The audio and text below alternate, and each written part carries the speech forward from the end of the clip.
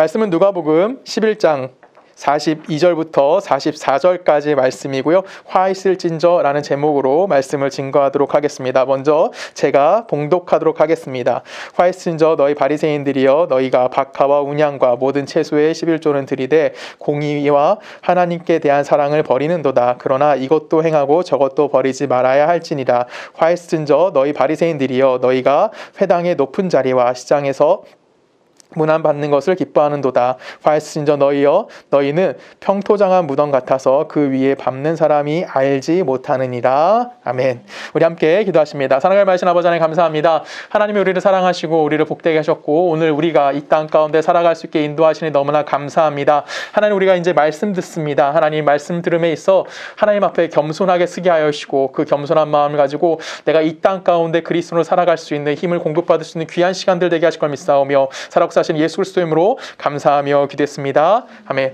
오늘 설교 제목은 참 좀 강하죠. 그렇죠. 제가 이런 설교 제목을 잘 안 쓰려고 하는데 오늘은 이제 이 부분에 대해서 우리가 고민하고 싶어서 화 있을진저 라는 그런, 예수님이 뭐라는 거죠? 바리새인이나 아니면 서기관들 아니면 뭐 사두개인들을 향해서 뭐 하시는 거냐면 이제 그 꾸짖을 때 자주 사용하셨던 단어가 바로 화 있을진저라는 단어입니다.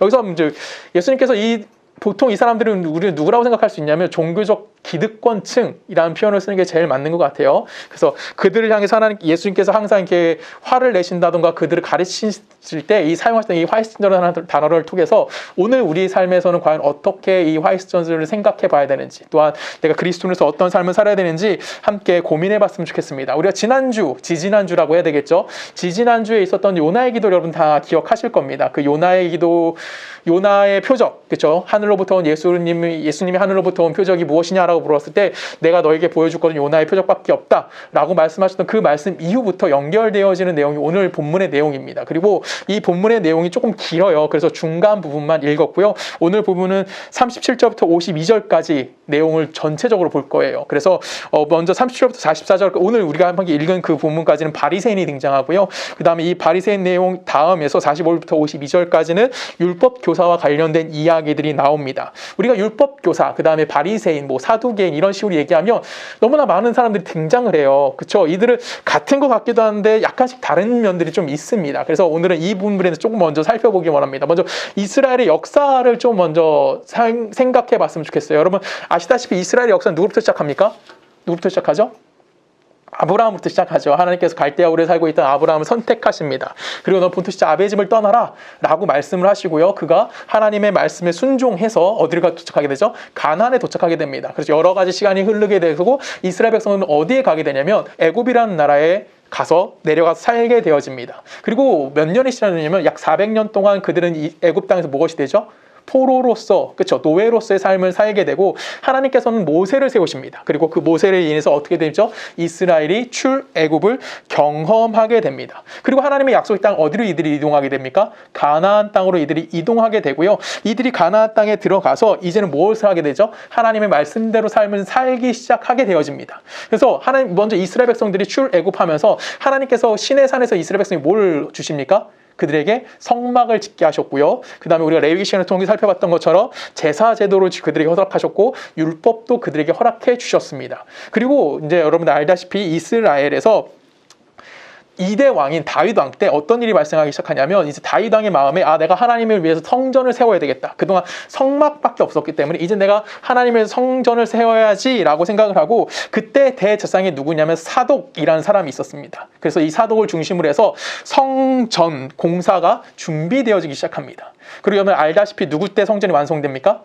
솔로몬, 그쵸? 그의 아들인 다윗의 아들인 솔로몬 때 가서 드디어 성전이 완성이 이루어지게 됩니다. 그때부터 이스라엘의 모든 종교적, 그 다음에 신앙적 모든 행사와 관련된 건 무엇을 중심으로 이루어지게 되냐면 성전을 중심으로 해서 그들의 신앙생활이 이루어지게 되어집니다. 그리고 이스라엘 사람 중에서 사독의 대제사장직을 이어간다라는 의미로 그 사독의 이름에서 따온 어떤 사람들이 생겨나게 되냐면 사두개인들이 생겨나게 돼요. 그 사두개인은 무엇을 중심으로 하는 사람들입니까? 예수님 당시에도 성전을 중심으로 했던 사람들이 누구냐면 사두개인이고요. 이 사두개인 같은 경우는 사독의 정신을 계승한 자들이라고 생각하시면 좀 편합니다. 그래서 예수님께서 성전에 들어가서 그 돈 바꿔주거나 막 이렇게 하신 걸 그 성전을 정화하신 사건이 한 2번 나오는데, 이때 누구랑 부딪히게 되냐면 사두개인들이랑 예수님께서 부딪히시는 거예요. 아무튼 이런 사람들이 있었고요. 솔로몬의 아들에 의해서 르호보암에 의해서 어떤 일이 발생하게 됩니까? 이스라엘이 두 나라로 쪼개지게 됩니다. 그래서 솔로몬 왕정 이후로 이스라엘은 이제 두 개의 나라의 체제를 유지하게 되죠. 북이스라엘과 남유다로 그 이름은 그렇게 붙여지지만 이 두 개의 나라가 형성을 이루어지게 됩니다. 그리고 여러분 알다시피 기원전 722년에 어떤 일이 발생하죠? 아수르라는 나라에 의해서 북이스라엘이 패망을 하게 되고요. 그 다음에 586년에 바벨론이라는 나라에 의해서 남유다가 패망하게 됩니다. 이때 어떤 일이 발생합니까? 솔로몬이 세웠던 성전이 완전히 무너져 내립니다. 그리고 여러분 아시다시피 이스라엘은 약 70년이라는 시간 동안 그 바벨론의 포로로서의 삶을 살아가게 됩니다. 이 70년이라는 시간 동안 이스라엘은 성전이 있습니까? 없습니까? 없어요. 그동안 그들의 신앙생활의 중심이 뭐였냐면 성전을 중심으로 해서 그들이 예배를 드렸다던가 하나님께 제사를 드렸다던가 국가적인 행사를 진행했는데 이제 성전이 사라졌어요. 그래서 이들이 하나의 방법을 고안해냅니다. 그것이 무엇이냐면 그 사람들이 모이는 곳곳마다 회당이라는 것을 만들게 돼요. 그리고 회당이라는 것을 만들고 거기서 제사를 드릴 수는 있을까요? 없을까요? 없습니다. 그래서 그들이 뭐에 대해서 논의하기 시작했냐면 하나님의 우리에게 요구하신 율법이 무엇인지 대해서 요구하게 됩니다. 그리고 그들이 그 율법을 철저히 지키려고 노력들을 해요. 그리고 그것을 철저하게 그 후대 사람들이 가르치려고 노력합니다. 그래서 율법을 교육하고 율법을 지키고 율법을 전수하는 것으로 이스라엘의 모든 신앙의 패턴이 어떻게 될까요? 바뀌어지게 됩니다. 이때부터는 그 전까지는 성전을 중심으로 한 제사가 이스라엘의 신앙의 중심이었다면 바벨론 포로기 이후부터는 이스라엘은 뭘 중심으로 바뀌게 되냐면 율법을 중심으로 한 신앙생활이 무엇인지에 대해서 그들이 갖게 되어지고, 이때 그 이스라엘 백성의 율법을 가르쳤던 사람들을 우리는 누구라고 표현합니까? 바로 율법학자들이라고 표현을 합니다. 이런 율법학자들 중에서 하나님의 율법과 정치적인 것에서 완벽하게 구분이 이루어져야 된다라고 강조했던 사람들이 누굴까요? 성경에 자주 등장하는 바리새인들이라는 사람들이 등장도 하게 됩니다. 그래서 바리새인들이나 율법학자들을 중심으로 해서 이스라엘이 뭘 갖게 되냐면 이스라엘 나라의 민족성에 대해서 그들이 민족성이 무엇인지를 알게 되고, 또한 그것을 지키는 방법이 무엇이고, 또한 신앙을 지켜나가야 되는 것이 무엇인지를 알려줬던 사람들, 이 사람들 통칭해서 우리는 누구라고 표현하냐면 율법주의자들이라고 표현합니다. 그러면 잘 생각해 볼 게 하나 있어요. 지금 예수님께서는 화 있을진저를 누구에게 말씀하고 계십니까? 이런 율법주의자들에 대해서 예수님께서 화 있을진저라고 이야기하고 계시다라는 겁니다. 여러분, 예수님은 분명 모든 사람을 뭐 하라고 말씀하셨죠? 베드로가 예수님께 물어봤습니다. 예수님, 몇 번을 내가 사람을 용서해 줘도 됩니까? 예수님 뭐라고 하셨죠? 7번씩? 70번도 용서해 줘라. 끝없이 용서해 주라고 얘기하시는 거예요. 모든 사람을 용서해 줘라고 이야기했던 사람이 누구예요? 예수님이셨어요. 근데 그 예수님이 지금 누구에게는 용서를 안 해주시죠? 바리새인과 사두개인, 이런 율법학자들, 그러니까 율법주의자들은 뭐 하고 계시냐면 예수님께서 끊임없이 공격하고 계시는 거예요. 왜 예수님께서는 이런 자들을 향해서 공격을 하고 있냐라는 거예요. 우리는 그동안 성경 공부나 아니면 설교를 통해서 바리새인과 사두개인 율법학자들이 갖고 있는 단점을 너무나 쉽게 생각할 경우가 많습니다. 그들은 외식하는 자들이었고요. 또한 그들은 교만했기 때문에 예수님과 항상 이렇게 대응하는 위치에 있었기 때문에 예수님이 그들을 향해서 화를 냈다라고 우리는 생각할 수도 있습니다. 맞습니다. 이것이 잘못된 건 아니에요. 근데 우리는 너무 쉽게 어떻게만 생각하냐면 그들은 잘못된 자들이고 이쪽은 옳은 것이다 라고 이분법적으로 너무 쉽게 생각한다라는 거예요. 바리새인은 교만한 사람들이고, 그들은 잘난 체 있고, 그들은 위선한 자들이고, 그들은 다른 사람을 무시하고 이런 사람들이라고 우리 너무나 쉽게 생각한다라는 거죠. 근데 본질적으로 예수님께서는 왜 굳이 그들에게 이렇게 화를 내셨냐라고 생각해 봐야 되는 거예요. 세상에 교만한 사람들이 그 바리새인들밖에 없었을까요? 세상에 위선적으로 행동하는 사람들, 이런 사람들밖에 없었을까요? 그런데 유독 왜 예수님께서는 율법주의자들이 위선과 율법주의자들이 교만하면은 화를 내셨느냐라는 거예요. 오늘 이걸 우리가 함께 고민해 봐야 됩니다. 예수님께서 왜 그들을 향해서만 화 있을진저라고 예수님이 화를 내셨느냐라는 거죠. 우리는 너무나 쉽게 어떻게 생각하게 되냐면 선과 악을 너무나 구분을 쉽게 해버립니다. 근데 여러분 생각해 볼 게 하나 있어요. 우리가 말하는 선과 악의 기준은 우리가 갖고 있는 문화의 배경을 가지고 있습니다. 내가 어떤 배경에 살아왔는지에 따라서 하나를 놓고 이거는 선하다라고 이야기할 수 있고 이건 악하다라고 얘기할 수 있어요. 근데 다른 문화 배경을 갖고 있는 사람은 이 똑같은 사물을 바라보면서 이것은 선하다라고 악하다라고 얘기할 수 있는 거고 이걸 또 선하다라고 이야기할 수 있습니다. 즉 인간이 가지고 있는 선과 악이라는 것은 다 상대적인 의미를 가질 수밖에 없다라는 거예요. 모두 다 동의할 수 있는 선과 악이라는 것은 존재할 수가 없습니다. 특히 기독교에서도 이걸 많이 잘 생각하셔야 되는 거예요. 기독교에서 선과 악이 무엇이냐라고 질문을 던졌을 때 기독교의 선은 누구에게만 있을까요? 누구에게만 존재하는 걸까요? 하나님에게만 존재하는 겁니다. 여러분들이 왜 죄인입니까? 우리는 예수를 믿기 전 우리는 모든 사람 다 죄인이라고 이야기해요. 왜 우리를 다 죄인이라고 얘기하죠? 우리와 누구와 관계없는 사람이기 때문에 하나님과 관계없는 삶을 살고 있는 자들이기 때문에 우리는 죄인이라고 이야기하는 거예요. 하나님 안에 있는 자들은 선이라는 영역으로 들어올 수밖에 없다라는 겁니다. 즉 우리가 선과 악이라는 개념을 가질 때 우리는 당연히 기독교 신자로서 가장 먼저 생각해야 되는 건 뭐냐면 하나님 안에 있느냐, 하나님이 존재하느냐 존재하지 않느냐는 개념을 갖고 선과 악을 나눠야 되지, 내가 생각하고 있는 문화적 배경을 가지고 이것은 선하고 이건 악합니다라고 이야기하면 안 된다라는 거예요. 이걸 잘 생각하셔야 되는 겁니다. 기독교의 핵심이 여러분 이걸 놓치면 안 되는 거예요. 한 율법학자가 예수님에게 묻습니다. 예수님에게 뭐라고 묻냐면 제가 이렇게 마가복음 10장에 보면 이렇게 얘기해요. 예수께서 길에 나가실새 한 사람이 달려와 꿇어 앉아 묻자오되 선한 선생님이여 내가 무엇을 하여 영생을 얻으리이까? 예수께서 이르시되 내가 어찌하여 나를 선하다 일컫느냐? 하나님 한 분 외에는 선한 이가 없느니라. 지금 예수님이 뭐라고 얘기하는 거예요? 어떤 한 율법학자가 와서 예수께 물어요. 선한 선생님, 내가 영생 얻으려면 어떻게 해야 되죠? 예수님이 뭐라고 말씀하십니까? 선한 분은 누구밖에 없다? 하나님밖에 없다. 이게 핵심인 거예요, 여러분. 하나님 안에 있는 것이 뭐 하는 겁니까? 선하다라고 이야기할 수 있는 거예요. 그럼 기독교에서 이야기하는 개념이나 기독교에서 이야기하는 공의, 선함, 정의 이런 것들은 다 누구와 관련이 있는 거예요? 하나님과 관련이 있는 겁니다. 하나님 없이 이런 것들이 존재할 수 있습니까? 절대 존재할 수가 없다라는 거예요. 이 개념의 확장성이 오늘 예수님께서 바리새인을 향해서 화 있을진저 라고 이야기하는 것의 핵심이다라고 이야기할 수 있습니다. 요한복음 15장 우리 한 절씩 읽어볼까요? 나는 포도나무여 너희는 가지라. 그가 내 안에 내가 그 안에 거하면 사람이 열매를 많이 맺나니 나를 떠나서는 너희가 아무것도 할 수 없음이라.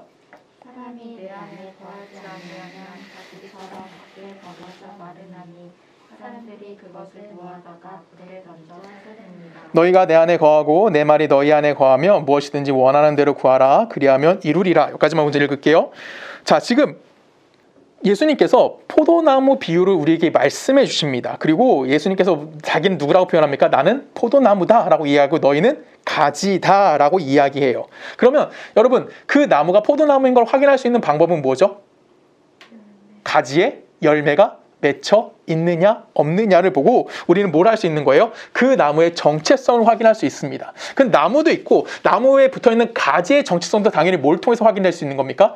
그 가지가 맺고 있는 열매가 무엇인지를 가지고 확인할 수 있다는 거예요. 열매를 맺으면 저거는 포도나무의 가지구나. 열매가 맺혀 있지 않으면 저건 포도나무의 가지인지 아닌지 정체성을 우리는 확인할 수가 없다라고 이야기한다라는 겁니다. 자, 그러면 생각해 볼게요. 여러분 가지가 열매를 맺는 겁니까? 나무가 열매를 맺는 겁니까? 나무가 열매를 맺는 거예요. 가지가 혼자 존재할 수 있을까요? 가지는 혼자 존재할 수가 없습니다. 열매는 뭘 상징하는 거냐면 그 나무의 정체성이 무엇인지에 대해서 이야기해 주는 거예요. 근데 그 열매가 어디에 맺힐 뿐이에요? 가지에 맺힐 뿐이라는 거죠. 가지가 나무에 붙어 있어야지만 무엇이 맺히는 거면 열매가 맺어지는 거예요. 나무에 붙어 있지 않으면 열매 맺을 수 있을까요? 없습니다. 왜요? 가지 자체로서 생명력을 공급할 수가 있어요? 없어요? 가지 자체로서 뭔가 생명력을 만들어낼 수 있습니까? 그럴 수가 없다라는 거예요. 가지는 어디에 붙어 있어야 되는 거예요? 나무에 붙어 있어야지만 그 가지가 가지고 있는 정체성이 무엇인지를 확인할 수가 있다라는 겁니다. 지금 예수님께서 바리새인을 향한 꾸중이 바로 여기에 있다라는 거예요. 가지가 나무에 붙어 있지 않으면 뭘 할 수 없는 거예요. 마치 우리가 똑같아질 수밖에 없다라는 거예요. 그건 뭘 의미하는 걸까요? 내가 가지가 나무에 붙어 있을 때 그 가지의 정체성이 정확히 확인될 수 있지만 가지에서 떨어진 나무까지는 그 정체성이 확인될 수 없다라는 거예요. 그 가지 스스로가 줄 세우기라는 겁니다. 어떤 줄 세우기라는 걸까요? 자, 너는 내가 가지고 있는 문화적 배경을 봤을 때 너는 좋은 가지구나, 너는 나쁜 가지구나, 너는 길구나, 너는 짧구나, 이런 식으로 각자 만들어진 기준을 가지고 뭐 하는 겁니까? 판단해 줄 수밖에 없다라는 겁니다. 그 정해진 기준을 통해서 어떤 것이 좋고 어떤 것이 나쁘다 스스로 판단하고 정지하는 것밖에 인간이 만들어낼 수 있는 판단 기준이 없다라는 것을 우리들에게 이야기해 주는 거예요. 이렇게 누군가를 자꾸만 정지하고 누군가 자꾸만 비교하는 거, 이것이 오늘 화이트진저에서의 핵심이고 그 꾸중에, 예수 그리스도의 꾸중의 본질이다라고 하나님이 우리들에게 말씀해 주신다는 겁니다. 하나님과 상관없이 자기 스스로 뭔가 가치를 만들어내려는 거, 하나님 없이 잠깐 뭔가를 드러낼 수 있다라고 이야기하는 거, 그것이 지금 바리새인들이 하고 있는 행동인 거고요. 그 행동을 향해서 지금 뭐 하는 겁니까? 예수님께서 화를 내실 수밖에 없다라고 이야기하는 거예요. 왜 그럴까요? 그들은 그들 스스로가 뭘 할 수 있다고 생각하는 거예요. 그들 스스로가 천국에 들어갈 수 있다라고 말하는 거예요. 그러면서 막 정작 천국에 갈 수 있습니까? 없습니까? 없는 거죠. 그들이 천국의 문을 막고 서가지고 뭐 하는 거예요? 천국에 갈 수 없게끔 사람들은 끊임없이 뭐 하는 겁니까? 자신들이 만들어낸 기준과 자신들이 만들어낸 판단력을 가지고 그걸 가로막고 있다라는 거예요. 그렇기 때문에 예수님께서 이들을 향해서, 유독 이들만 향해서 뭐 하시는 겁니까?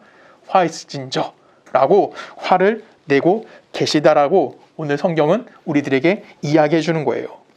아까 읽은 요한복음 15장 5절에 보면 이렇게 표현해요. 나는 포도나무에 너희는 가지라. 그가 내 안에, 내가 그 안에 거하면 사람이 열매를 많이 맺나니 라고 돼 있어요. 너희가 나를 떠나서는 너희가 아무것도 할 수 없다라고 이야기합니다. 즉 우리가 열매를 맺기 위해서는 어디 안에 있어야 된다는 거예요. 어디 안에 있어야 되는 거죠? 예수 안에만 있어야 함에 대해서 우리들에게 이야기하는 거예요. 예수 안에서 우리가 맺을 수 있는 열매는 뭘까요? 이거는 뭐 우리 쉽게 설명하면 성령의 열매라고 이야기할 수 있습니다. 우리 스스로 맺어지는 것이 아니라 나무인 예수를 통해서 공급되어져서 열매를 맺어지는 건 성령의 열매예요. 여러분, 성령의 열매 뭐가 있죠? 대표적인 게 사랑과 희락과 화평과 온유와 오래 참음과 자비와 양선과 충성과 온유와 절제니. 그렇죠? 이런 열매를 맺을 수 있는 건 어디서부터 볼 수 없다는 거예요. 예수님으로부터 오는 것이라고 이야기하는 거예요. 그렇기 때문에 이런 성령의 열매는 뭘 갖지 않아요? 기능적인 역할을 감당하는 것이 아닙니다. 이 성령의 열매는 다 누구로부터 오는 거기 때문에 예수 그리스도로부터 우리들에게 공급되어진 것이 열매로 나타나는 것이기 때문에 그것은 나 자신을 위한 것이 아니라 누구를 위한 겁니까? 타인을 위한 거예요. 타인과의 관계성에서 내가 어떤 열매를 맺을 수 있는지를 우리에게 이야기하는 거고, 그것이 예수를 통해서 내가 타인을 대하는 행동이 이런 식으로 나타나야 됩니다라고 이야기하는 거지, 내가 어떤 기능을 해가지고 타인에게 이런 열매를 갖을 수 있습니다, 이런 열매를 갖고 있습니다 라고 이야기하는 것이 아니에요. 근데 내가 예수를 떠나 있다면 여러분들이 열매를 맺을 수 있습니까? 맺을 수 없는 거예요. 그래서 성령의 열매는 기능적인 것도 아니고요, 세상적에서 이야기하는 도덕성과도 그 결이 다를 수밖에 없다라는 겁니다. 근데 여기서 우리가 뭘 빼버리는 거예요? 예수와 하나님을 빼는 겁니다. 그리고 내가 만든 것처럼 이야기하는 거예요. 그것이 오늘 성경에 등장하는 율법주의자들인 겁니다.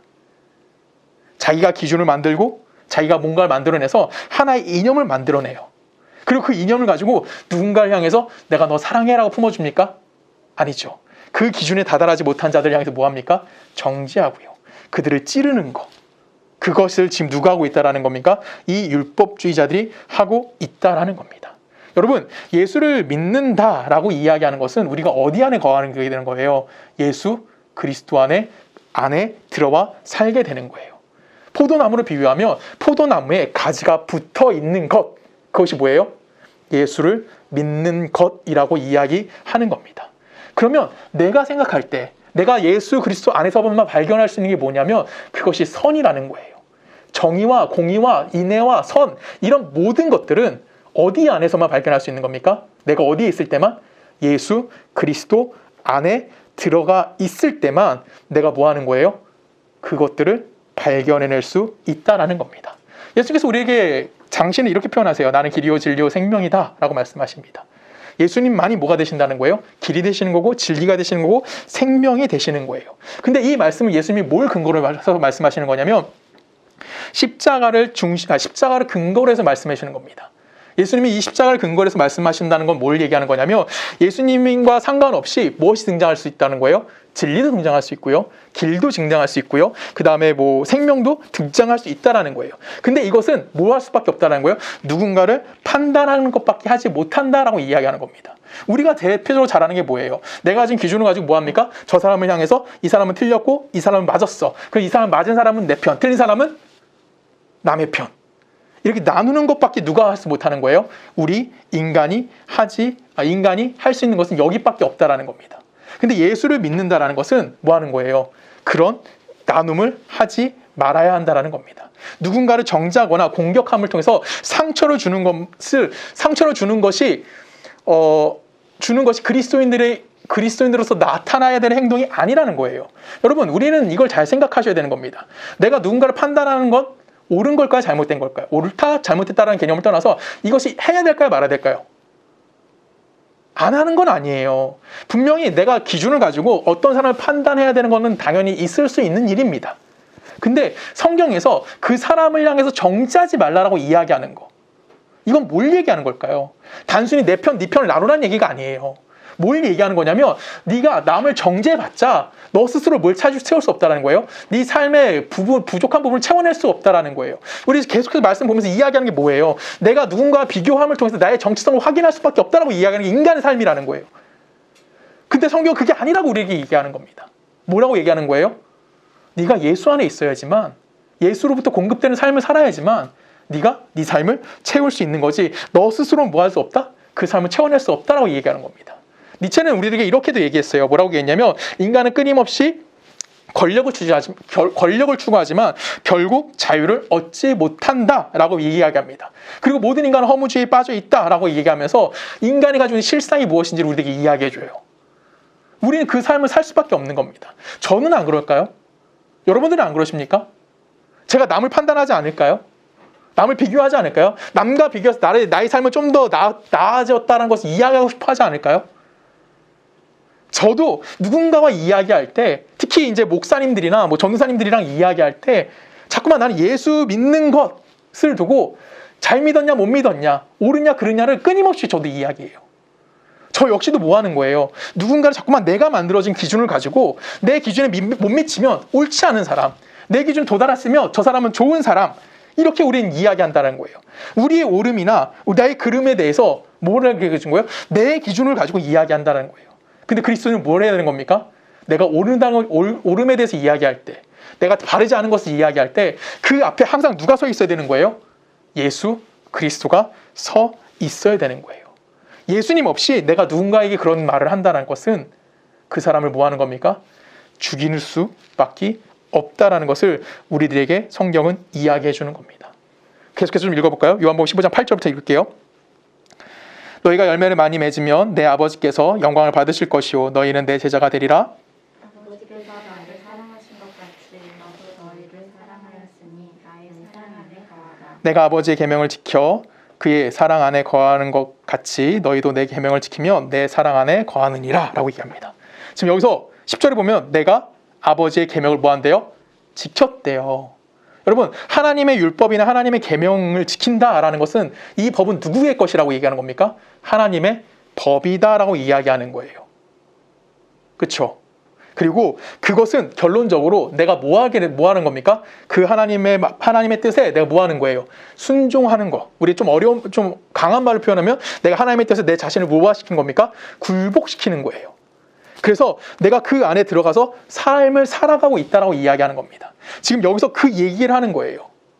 지금 우리는 이 안에서 내가 누군가를 평가하는 기준으로 옳고 그름을 이야기하는 것이 아니라 하나님의 계명을 지키는 것은 내가 어디 안에 있다고 얘기하는 거예요? 하나님 안에 있어야 된다고 이야기하는 거예요.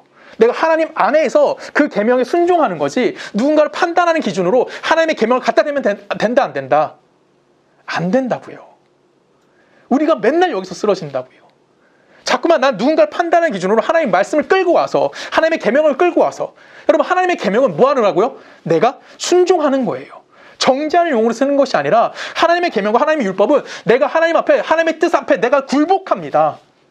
늘 고백하는 것이 하나님의 계명인 것이, 누군가를 향해서 손가락질하고 누군가를 향해서 정죄하는 용어로 사용되면 안 된다라는 겁니다. 예수님께서 마태복음에서 이렇게 이와 관련된 얘기를 이렇게 표현하십니다. 계속 읽어봅니다. 마태복음 9장입니다. 예수께서 그곳을 떠나 지나가시다가 마테라 하는 사람이 세관에 앉아 있는 것을 보시고 이르시되 나를 따르라 하시니 일어나 따르니라. 예수께서 마태의 집에서 앉아 음식을 잡수실 때에 많은 세리와 죄인들이 와서 예수와 그의 제자들과 함께 앉았더니 바리새인들이 보고 그의 제자들에게 이르되 어찌하여 너희 선생은 세리와 죄인들과 함께 잡수시느냐? 예수께서 들으시고 이르시되 건강한 자에게는 예사가 쓸데없고 병든 자에게 나야 쓸데있느니라. 너희는 가서 내가 긍휼을 원하고 제사를 원하지 아니하노라 하신 뜻이 무엇인지 배우라.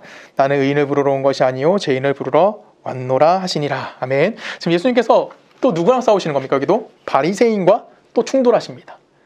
예수님께서 또 싸우시는 장면이 등장하는 거예요. 이 이유가 뭘까요? 간단합니다. 바리새인은 예수님이 제자를 향해서 뭐라고 얘기합니까? 야, 네 선생님은 왜 세리와 죄인들과 함께 계시느냐? 왜 그들과 함께 먹고 마시느냐? 라고 이야기하시는 거예요. 바리새인의 입장에서 의인이 해야 될 일은 뭘까요? 의인, 메시아가 해야 될 일은 뭘까요? 예수가 메시아잖아요. 의인이시잖아요. 예수가 해야 될 일은 뭐죠? 죄인을 가까이 하시는 겁니까? 아니죠. 죄인을 정죄해야 되는 거고 죄인을 심판해야지만 의인인데 이 예수가 정말 누구와 함께 있어요? 죄인들을 용납하시는 거예요. 죄인들과 함께 하는 거예요. 이게 왜 차이가 나는 걸까요? 무슨 차이일까요? 예수님이랑 바리새인들의 차이가 무슨 의미일까요? 바리새인의 생각에서는 그 예수를 정죄해야 된다고요. 예수님 죄인들을 정죄하셔야 된다고요. 근데 왜 예수는 죄인들과 함께하고 계실까요? 이 생각을 여러분 해보셔야 되는 거예요. 예수님은 사랑의 하나님이기 때문에 죄인들과 함께 하십니다 라고 이야기하지 않아요. 13절 마지막에 뭐라고 얘기합니까? 내가 누굴 부르러 왔다? 죄인을 부르러 왔다 라고 이야기하는 거예요. 바리새인들은 당신들을 뭐라고 생각했을까요? 자신들을 의인이라고 생각한 거예요. 자기들은 당연히 뭘 받을 사람들이에요? 구원이 받을 사람인 거예요.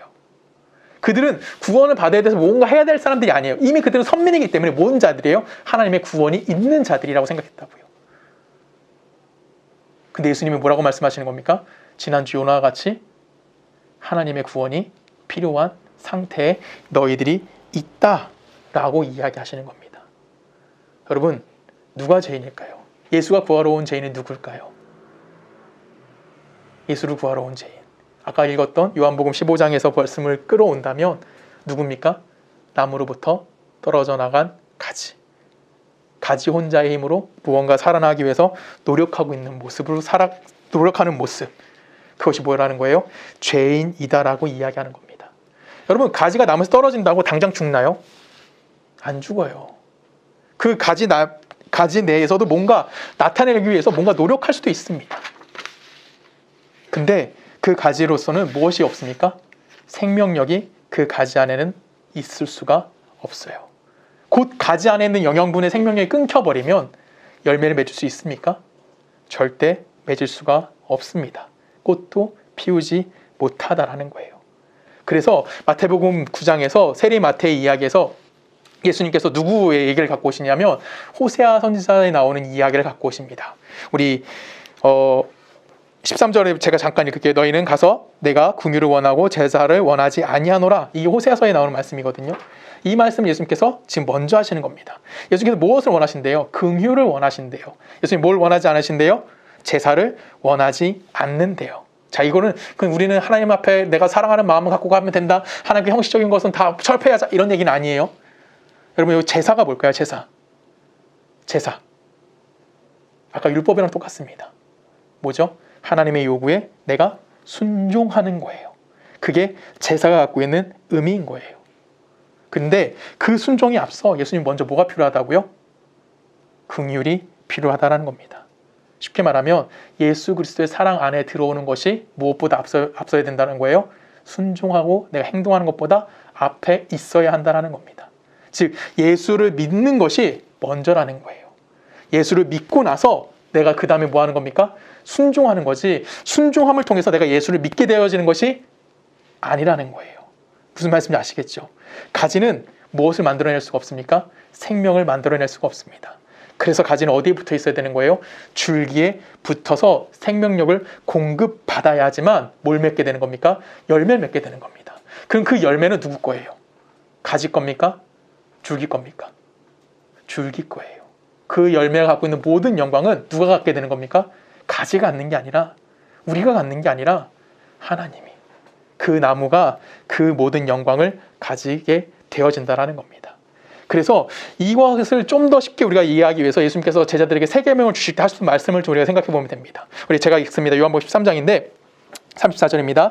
새 계명을 너에게 주노니 서로 사랑하라. 내가 너희를 사랑한 것 같이 너희도 서로 사랑하라. 너희가 서로 사랑하면 이로써 모든 사람이 너희가 내 제자인 줄 알리라 라고 이야기합니다. 지금 예수님께서 제자들에게 요구하시는 게 뭐예요? 뭘 요구합니까? 서로 사랑하라 라고 요구하시는 거예요. 사랑을 요구하고 계시다라는 건데 그 앞에 무엇이 등장해요? 그냥 너희들 같이 사랑해가 아니에요. 누구처럼? 내가 너희를 뭐한 것처럼? 사랑한 것 같이 라고 이야기하는 거예요. 즉 예수님이 먼저 누굴 사랑했다는 거예요? 제자들을 사랑해 주셨다는 거예요. 예수님이 제자들을 사랑하는 게 저 하늘나라에서 갑자기 야 나 너 사랑해 이렇게 끝났나요? 아니에요. 성령신 하셔서 이 땅에 오셔서 그들과 함께 호흡하셨고 함께 살아가셨다는 거예요. 그들의 삶에 찾아가셨고 그들의 여러 과정을 통해서 그들과 함께 시간을 보내주셨다는 거예요. 그것이 뭐라고요? 예수가 보여준 사랑이라는 거예요. 그리고 그들이 뭐 하는 겁니까? 예수께 설득당해진 겁니다. 진리가 여러분 무엇일까요? 진리는 설명하는 게 아니에요. 야, 1 더하기 1은 2래 라고 이야기하는 게 진리가 아니고요. 성경에서 말하는 진리는 뭐예요? 인격자가 찾아와서 여러 과정을 통해서 인간관계를 형성하게 되는 것. 그래서 그 형성됨을 통해서 내가 저 사람의 진리라는 것을 인정하게 되어지는 것. 그 성경에서 이야기하는 무엇입니까? 그 성경에서 말하는 진리라는 거예요. 기독교 신앙은 다 여기에 있어요. 무슨 말인지 아시겠죠? 기독교 신앙은 이걸 벗어날 수가 없어요. 모든 사람들이 인정하는, 모든 성도들이 인식하고 있는 하나님의 범주가 동일합니까? 다 달라요. 그렇죠? 제가 이해하고 있는 범위랑 저희 집사람이 이해하고 있는 범위랑 너무나 다 다릅니다. 같을 수가 없어요. 왜 그럴까요? 우리를 만나주신 하나님이 방법이 같아야 달라요? 다 다르기 때문에 그래요. 어떤 성도는 하나님을 너무나 깊이 알아요. 저보다 성경을 더 많이 아는 사람도 있겠죠. 그 사람은 정말 하나님 깊이 알 거예요. 어떤 사람은 정말 주일날 예배도 겨우 드리는 사람도 있을 거예요. 근데 그 사람은 하나님에 대해서 정말 조금 알 수도 있어요. 그렇죠? 근데 이 사람은 많이 알고 이 사람은 조금 아니까 이 사람은 좋은 사람, 이 사람 나쁜 사람입니까? 아니, 우리 다 통틀어서 뭐라 그래요? 성도라고 얘기해요. 왜 성도입니까? 우린 누굴 믿기 때문에? 예수를 믿고 있기 때문에 그렇다는 거예요. 우리는 기독교에서 잘 생각해야 되는 거예요. 그래서 기독교는 뭘 가질 수가 없냐면 공동의 선, 이딴 얘기하면 안 돼요. 기독교에서. 기독교에서는 보편타당한 어떤 이론이 있다 라고 이야기하면 우리는 예수를 이해할 수 있을까요? 절대 이해할 수가 없어요. 왜요? 기독교에서 진리는 예수를 만나는 거예요. 근데 그 만남은 다 개인적이라고요. 다 각자에게 온다고요. 그러니까 우리 안에서 뭘 할 수 없는 거예요? 공공의 선을 만들어낼 수가 없어요. 이 시점에 있어야지만 우리 예수 믿는 거야. 이딴 얘기 못 한다고요. 제가 종종 여러분들이 설교 시간마다 이야기하는 게 하나 있어요. 뭐냐면 사람들이 가끔 저에게 목사님은 언제 예수님 만나셨어요? 라고 질문하는 건 전 진짜 싫어해요. 왜일까요? 저는 솔직히 모르겠거든요. 내가 언제 예수 만나고 어떻게 알아요? 살다 보니까 여기 와서 예수 믿고 있다고 얘기하고 있는 거예요. 근데 반대인 사람도 있을 거예요. 그렇죠? 내가 만약에 예를 들어서 오늘 며칠이죠? 2월 20일이죠. 2022년 2월 25일이네. 아무튼 이런 날, 갑자기 역사적인 이런 날 내가 뭐 한 거야? 예수님을 만났어. 내 삶의 변화가 이루어졌어요. 그 사람이 기억하고 있는 거예요. 그렇죠? 그럼 그 사람한테 그날은 소중한 날일까 아닐까? 엄청 소중한 날인 거예요. 그럼 그 사람이 그걸 기억하고 있는 게 잘못된 거예요? 아니에요. 그 사람은 그렇게 기억하는 거예요. 나는 모르겠거든. 나는 기억할 수 없어요. 근데 나는 지금 이 자리에서 2020년 2월 20날 난 뭐 할 수 있어요? 이 자리에 서서 예수를 믿고 있습니다 라고 고백할 수 있다고요. 각자 다 뭐 하는 거예요? 다른 거예요. 예수님이 각자 다 다르게 나타나셨고요. 각자 다 다른 모습으로 나타나신 거예요. 그러면 내가 얘기하는 예수나 다른 사람이 이야기하는 예수나 우린 뭐라 한 거예요? 같은 예수다라고 이야기하는 거예요. 내 기준에서 예수가 진짜일까요? 아니면 다른 사람이 이야기하는 예수가 진짜일까요? 아니 그게 가짜일까요? 나만이 진짜 예수고 저쪽은 가짜 예수인가요? 아니에요. 우리는 다 같은 예수예요. 각자의 차이가 존재하는 거지 다른 예수는 아니라는 거예요. 여기서 말하는 다르다라는 것은 이단은 아니에요. 각자 개인에게 만나주신 예수의 인격성이 다르다라는 거예요. 그 다름 안에서 우리는 동일한 누굴 믿는 거예요? 예수를 믿는 자들이라는 거예요. 그래서 기독교 신앙의 핵심은 딱 하나입니다. 뭐죠? 예수 그리스도입니다. 하지만 다 다르게 나타나는 거. 우리가 예수 안에서 발견할 수 있는 가치들, 예수 안에서 발견할 수 있는 진리들, 예수 안에서 발견되어지는 실천 사항들 많잖아요. 예수 믿으면 이렇게 해야지. 이런 다양한 것들은 다 다른 거예요. 내 생각의 기준에 다른 사람을 맞출 수 없습니다. 맞춰서도 안 되는 거예요. 이걸 맞추려고 했던 게 오늘 본문에 등장하는 누구들이에요? 율법 교사들, 율법주의자들이 바로 이런 실수를 범하고 있다라고 성경은 우리에게 이야기하는 겁니다. 그래서 예수는 이들을 향해서 뭐 하는 겁니까? 화를 내고 계시는 거예요. 하나님의 뜻을 따르는 순종과 내용들, 그 다음에 실천의 덕목들은 그것들 너무나 앞세우다 보면은 우린 누굴 배제시키게 되냐면 하나님을 배제시키는 경우가 너무나 많습니다. 그리고 하나님이 배제된 뭘 만들어낸 거예요? 또 다른 새로운 독립된 의를 만들어낼 수밖에 없는 거예요. 하나님과 아무런 관계도 없는데 거기에 뭐가 있대요? 하나님의 의가 있다라고 이야기하는 겁니다. 그러면서 거기에 도달하지 못한 자들에 대해서 뭐 하는 거예요? 정죄만 하는 거예요. 이것이 지금 성경이 우리에게 가르치고 있는 말씀인 거예요. 우리 성경을 좀 읽어볼까요? 마태복음 11장 우리 한 절씩 교독합니다. 예수님께서 권능을 가장 많이 행하신 고리 회개하지 아니하므로 그때 책망하시되 화이스진저 고라시나 화이스진저 벳세다야 너희에게 행한 모든 권능을 두로와 시돈에서 행하였더라면 그들이 벌써 배우고 있고 제에 앉아 회개하였으리라. 내가 너에게 이르노니 심판날에 두로와 시돈이 너희보다 견디기 쉬우리라. 가버나움아 내가 하늘에까지 높아지겠느냐 문부에까지 낮아지리라. 내게 행한 모든 권능을 소돔에서 행하였더라면 그 성이 오늘까지 있었으리라. 내가 너에게 이르노니 심판날에 소돔 땅이 너희보다 견디기 쉬우리라 하시니라. 아멘. 잠깐 여기까지만 읽을게요. 자, 권능을 많이 행했던 동네가 세 군데가 나옵니다. 하나가 어디죠? 고라신, 그 다음에 벳세다, 가버나움. 이 세 동네가 나와요. 이 세 동네를 향해서 예수님께서 뭐라고 말씀합니까? 동일하게 화이스진저라고 얘기합니다. 그래서 우리는 이렇게 생각하죠. 이 많은 기적들을 행했는데 이 사람들이 회개하지 않아가지고 예수님께서 이들이 심판하시는구나 라고 우리는 생각할 수 있어요. 그리고 그 뒤에 나오는 내용을 읽어보면 맞아, 저들은 심판받는구나 라고 이야기가 나와집니다. 우리 성경을 계속 읽어볼까요? 25절부터 제가 읽을게요. 한 절씩 읽습니다. 그때 예수께서 대답하여 이르시되 천지 주제이신 아버지여 이것을 지혜롭고 슬기 있는 자들에게 숨기시고 어린아이들에게 나타내심을 감사하나이다. 물소이다 이렇게 된 것이 아버지의 뜻입니다.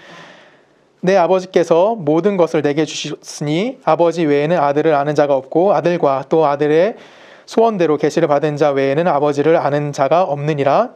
수고하고 무거운 짐진 자들아 다 내게로 오라. 내가 너희를 쉬게 하리라. 아멘. 자, 27절에 보면 뭐라고 되어 있어요? 아들과 또 그 아들의 소원들을 계시를 받은 자 외에는 누구를 알지 못한대요? 하나님을 알지 못한대요.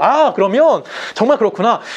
어디였죠? 고라신, 벳세다, 가버나움 이런 동네는 뭘 알지 못하는 거예요? 하나님을 알 수가 없구나. 오직 하나님의 선택받은 우리들만 뭐 하는 거예요?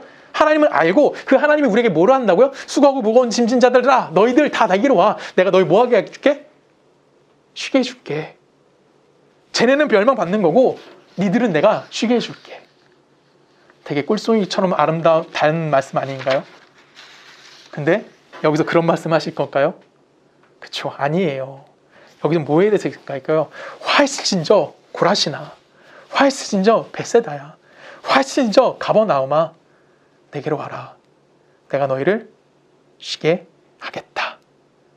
이렇게 말씀하시는 거예요.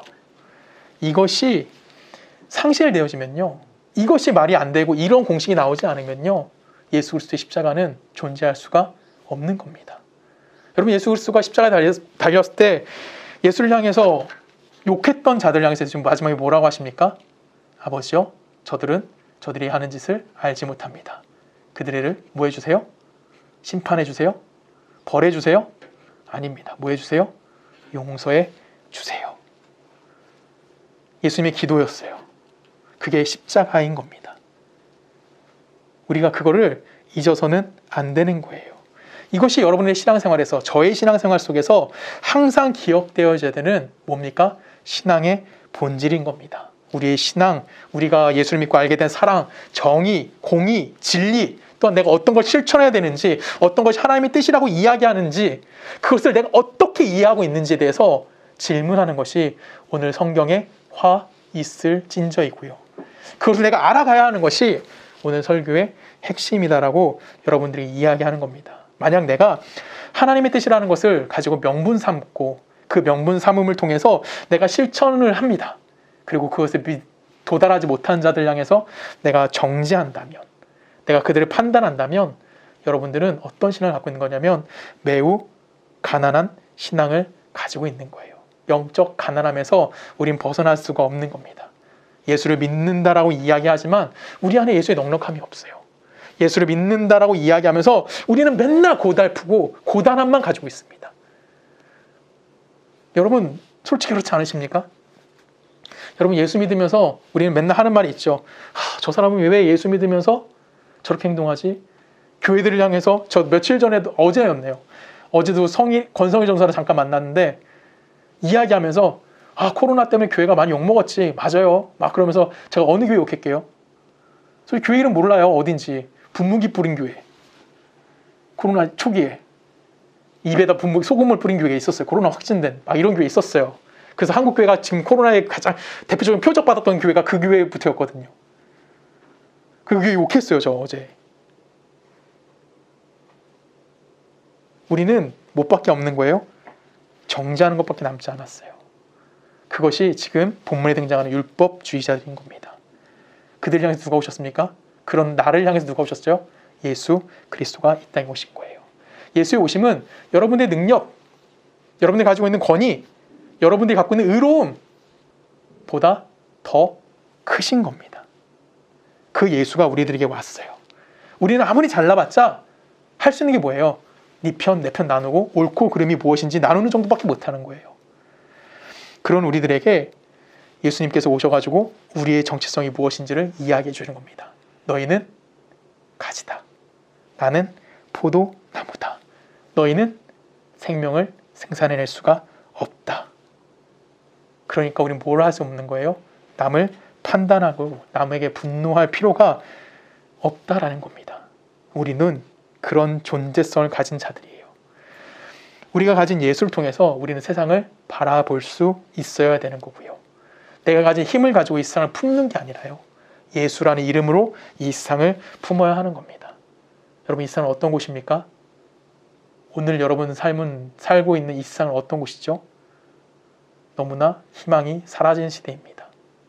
허무주의에 빠져서 더 이상 뭔가 나와 있을 것도 없어요. 여러분 옛날에는 내가 공부해서 성공해야지라는 욕망도 있었습니다. 지금은요 그런 개인의 욕망도 상실된 시대를 살고 있습니다. 마치 누구와 같아요? 좀비와 같은 시대를 살고 있는 것이 바로 우리들의 모습이 아닐까라고 생각합니다. 이곳에서 이런 세상에서 우리의 삶이 가지고 있는 의미를 찾으셔야 되는 거예요. 여러분들이 예수를 믿음을 통해서 세상 사람들이 한숨 쉬고 세상 사람들이 절망하는 그 현장에서 우리도 똑같이 실망하고 절망할 수도 있지만 우리 안에 누가 있다는 걸 알아야 되는 겁니까? 예수가 있다는 걸 인정하는 거고 그 시간을 견뎌내시는 겁니다. 그럼 질문할 거예요. 목사님, 견디면요? 내가 견디다가 지면요? 내가 견디다가 넘어지면요? 내가 견디다 망하면요? 네, 여러분, 걱정하지 마십시오. 예수님은 이 세상에 오셔서 많은 기적들을 행하셨어요. 문둥병자도 고치셨고 죽은 자도 살리셨고요. 안진뱅이도 일으키셨습니다. 그리고 물 위를 걷기도 하셨고요. 오병이어 기적을 행하기도 하셨고 풍랑을 잠게도 하셨습니다. 그런 기적 가운데 예수님 변하셨습니까? 이 세상이 변했나요? 이 세상 변하지 않았습니다. 이 세상은 예수를 십자가에 못 박아 죽어버렸고요. 예수님은 그 십자가에서 부활의 승리를 얻어내셨습니다. 여러분 무엇을 갖고 계십니까? 우리는 이미 이 부활의 승리를 다 입은 자들입니다. 우리 이 부활의 승리를 가지고 이 세상에서 낙담하거나 이 세상에서 체념할 수밖에 없는 이 세상 속에서 하나님이 어떻게 기적을 이루어 가시는지를 알고 바라볼 수 있는 자들인 거예요.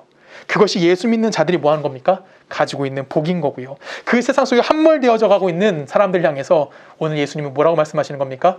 화 있을진저라고 얘기합니다. 그래서 그들 향해서 저주하시고 그들 향해 심판을 외치시는 것이 아니라 그들에게 예수의 정체성이 무엇이냐라고 질문하시는 겁니다. 여러분, 여러분들에게 예수의 정체성은 어디에 있습니까? 예수 믿는 자의 정체성은 여러분 인생에 어디에 두고 계십니까? 여러분 안에 내가 가지라는 사실을, 내 안에 생명력이 없다라는 것을 인정하시고 예수의 인격성이 여러분의 삶 안에서 열매 맺어질 수 있도록 그런 기적을 살아낼 수 있는 여러분의 삶이 되기를 주님의 이름으로 간절히 부탁드립니다. 우리 함께 기도하십니다. 사랑의 많으신 아버지 하나님 감사합니다. 오늘 예수님 그리스도께서는 바리새인들을 향하여 영적 율법주의자를 향하여 화 있을진저 라고 그들을 꾸중하셨습니다. 하나님 우리의 모습이 거기에 있지 않은지 돌아봅니다. 내가 예수를 믿는다라고 이야기하지만 내 기준과 내 판단력을 가지고 남을 정죄하고 있지 않은지, 또한 내가 거기서 내 스스로의 의로움을 찾아내서 하나님 없이 나 스스로의 의로움만 만들어내고 있지는 않은지 우리 스스로를 돌아보게 하여 주시옵소서. 내가 그 자리에서 쓰러져 있다면, 내가 그 자리에 함몰되어져 있다면 내가 다시 한번 나의 정체성을 예수 그리스도라는 나무 안에서 확인하게 하여 주시고 예수로 공급되어지는 삶을 살아낼 수 있는 우리 모두가 되어줄 수 있도록 주님께서 함께하여 주시옵소서. 이제는 우리 주 예수 그리스도의 은혜와 성부 하나님의 사랑과 성령님의 내주되심이 오늘 이 시간부터 하나님의 백성으로서 예수 그리스도의 인격성을 가진 자로서 이 함몰되어져 가는 희망이 없는 세상 가운데 예수의 이름을 가지고 예수의 기적을 살아내기를 소원하는 우리 모든 서초 동래교회 성도들과 그들의 가정과 그들의 직장과 그들이 살고 있는 모든 환경과 모든 나라 가운데 지금부터 영원히 함께 하시기를 간절히 축원하옵나이다.